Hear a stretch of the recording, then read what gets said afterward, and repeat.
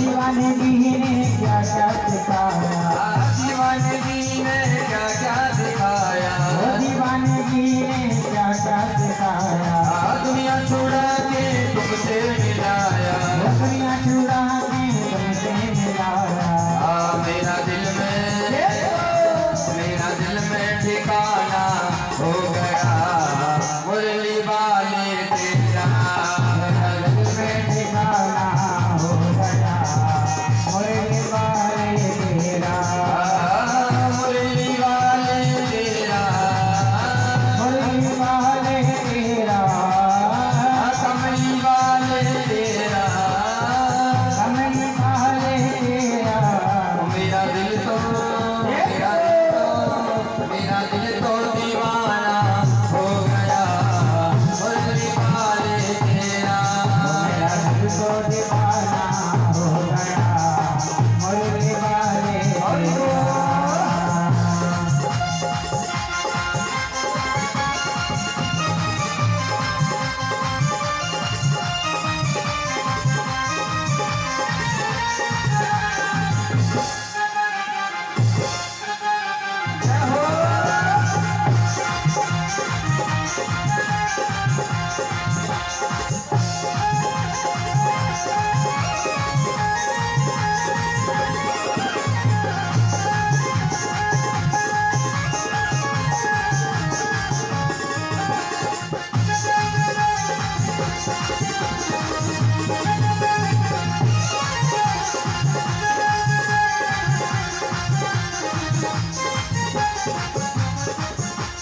जब से नजर मिल गई है, जब से नजर मिल गई है, जब से नजर मिल गई है, जब से नजर मिल गई है। उजड़े चमन की कली खिल गई है, उजड़े चमन की कली खुल गई है, उजड़े चमन की कली खिल गई है, उजड़े चमन की कली खुल गई है। यूं नजरे मिलाना हो गया मुरली वाले तेरा, नजरे मिलाना हो गया मुरली वाले तेरा। मेरा दिल तो दीवाना हो गया मुरली वाले तेरा, मेरा दिल तो दीवाना हो गया मुरली वाले तेरा। मुरली वाले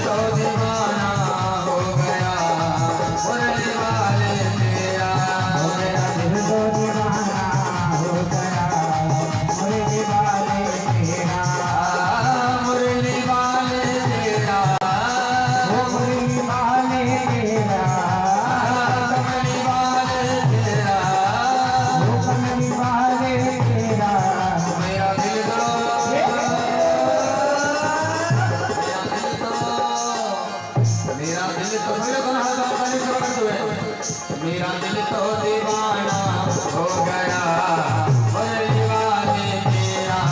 मेरा दिल तो दीवाना हो गया मुरली वाले तेरा। मेरा दिल तो दीवाना हो गया मुरली वाले तेरा। मेरा दिल तो दीवाना हो गया मुरली वाले तेरा। मेरा दिल तो दीवाना हो गया मुरली वाले तेरा। मेरा दिल तो दीवाना हो गया मुरली वाले तेरा। मुरली वाले तेरा। मुरली वाले तेरा। मुरली वाले तेरा। मेरा दिल तो दीवाना हो गया मुरली वाले तेरा। मेरा दिल तो दीवाना हो गया मुरली वाले तेरा।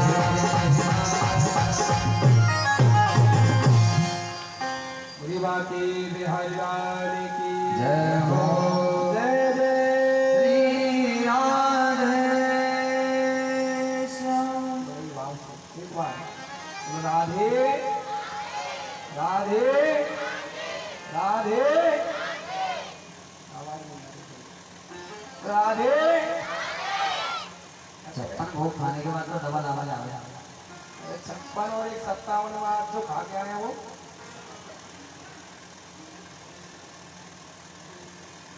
महाराज जैसे ही आज अग्रसेन का राज तिलक करवाया। राज तिलक कराने के बाद पुनः आज अग्रसेन को गद्दी पर बिठाया गया। धीरे धीरे समय व्यतीत हुआ। समय निकलने के बाद महाराज आज भगवान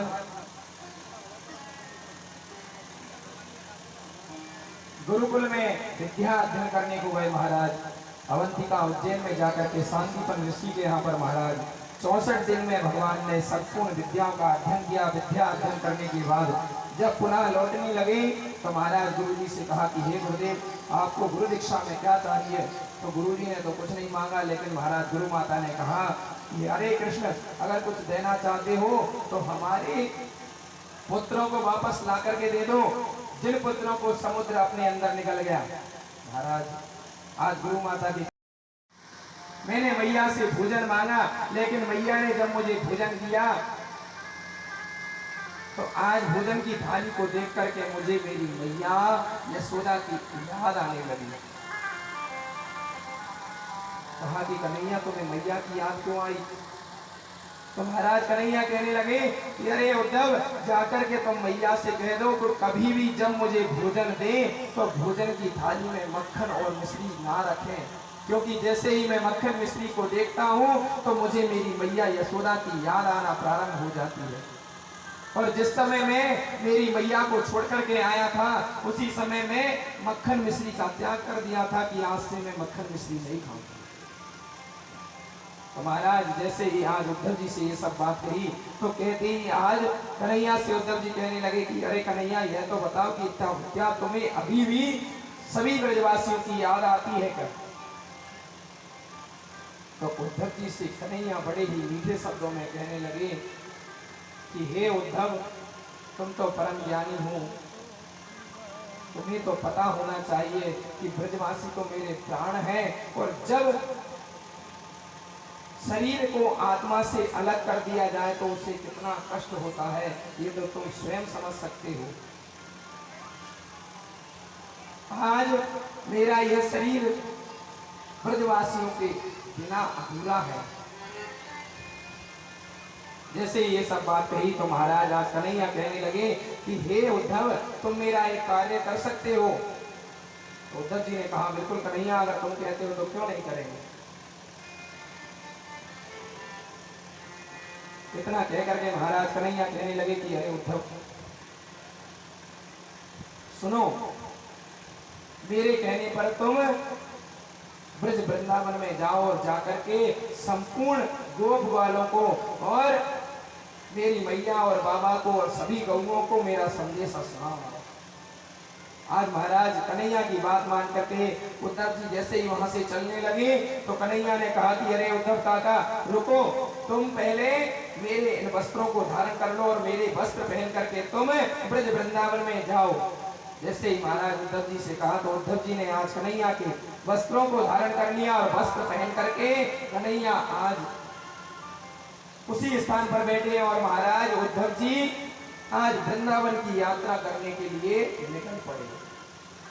जैसे ही वृंदावन की ओर जाने लगे तो वृंदावन की ओर आज जाते जाते महाराज रास्ते में क्या देखते हैं कि वृंदावन की तलहटी पर जो रास्ता मुख्य वृंदावन की ओर जाता है उस रास्ते पर आज भी सभी गोप ग्वाल बैठे हुए हैं और आपस में बात कर रहे हैं कि अरे भैया आज तो हमारा कन्हैया पुनः लौट करके आ रहा होगा।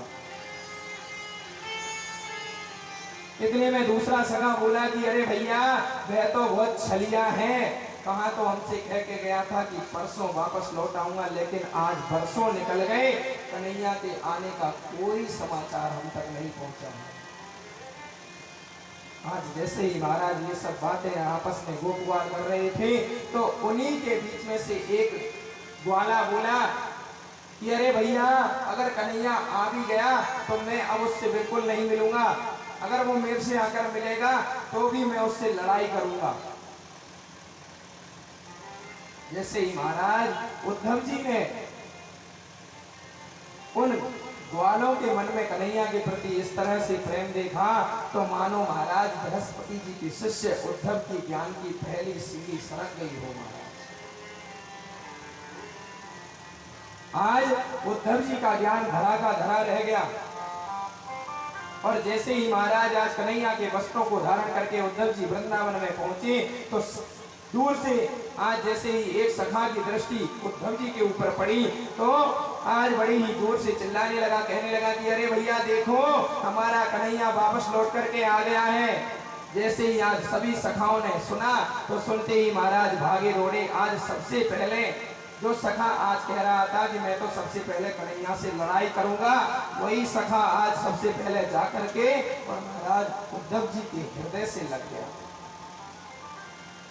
जैसे ही उद्धव जी के हृदय से लगा तो उद्धव जी आज भाव विह्वल हो गए और महाराज सोचने लगे कि कन्हैया से कितना अनन्य प्रेम है इन ब्रजवासियों का।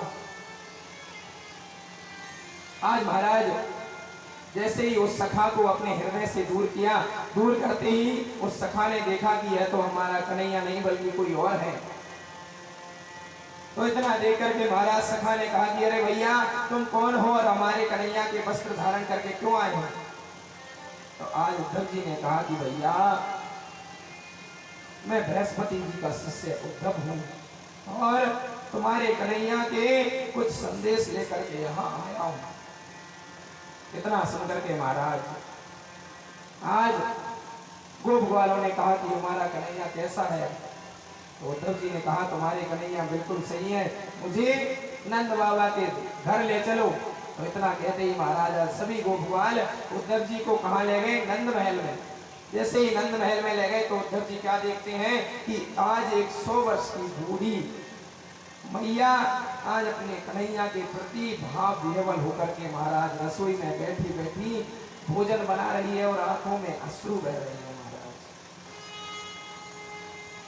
जैसे ही आज उद्धव जी ने ये सब दृश्य देखा तो सामने क्या देखते हैं कि नंद बाबा भी आज बैठे बैठे कन्हैया की राह देख रहे हैं कि कब कन्हैया हमसे मिलने को आएगा। इस तरह से आज जब कन्हैया की बाट देखने लगे तो इतने में उद्धव जी जाकर के और महाराज नंद बाबा से मिले। जैसे ही नंद बाबा से मिले तो नंद बाबा एकदम से उद्धव जी को देख करके सोचने लगे कि अरे आज तो मेरा कन्हैया पुनः लौट आया है। तो आज उद्धव जी को अपने हृदय से लगा लिया। जैसे ही हृदय से लगाया तो उद्धव जी ने कहा कि बाबा मैं तुम्हारा कन्हैया नहीं हूँ, मैं तो बृहस्पति जी का शिष्य उद्धव हूँ। महाराज जैसे ही आज मैया यशोदा के मन में कन्हैया के प्रति इस तरह से उद्धव जी ने कन्हैया के प्रति प्रेम भाव देखा तो मानो उद्धव जी के ज्ञान की दूसरी सीढ़ी सरक गई होगा।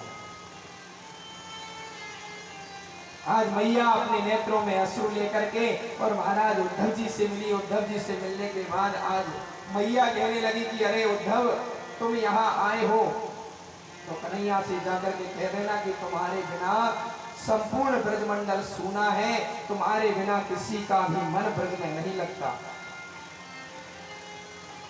और उद्धव मेरी एक बात बड़े ध्यान से सुनना, तुम इस वृंदावन में आए हो, सबसे मिलो या मत मिलो, लेकिन जाकर के एक बार वृषभान नंदिनी राधा रानी से जरूर मिल लेना, क्योंकि कन्हैया के बिना उसका जीना हाल बेहाल है। आज जैसे ही महाराज उद्धव जी से कहा तो उद्धव जी कहने लगे कि ये राधा रानी कहाँ मिलेगी। तो मैया ने कहा कि राधा रानी अपनी सखियों के साथ में भांडीर वन में बैठी हुई होंगी, तुम वहीं चले जाओ।